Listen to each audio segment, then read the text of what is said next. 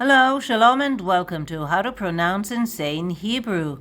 And welcome to my new series, Word of the Day, Milat Hayom. And today the word is analysis. How do you say this in Hebrew? We have two words. First one is a loan word. Analiza, Analiza, Analiza, Analiza, Analiza.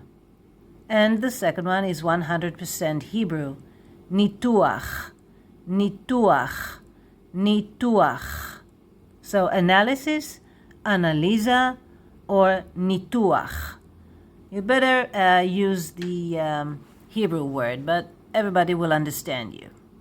If you want to know more about Hebrew alphabet and Niqqud and other stuff, I will put links to those lessons in the description box below, and you can watch my other videos. So until next time, להתראות בקרוב. See you soon.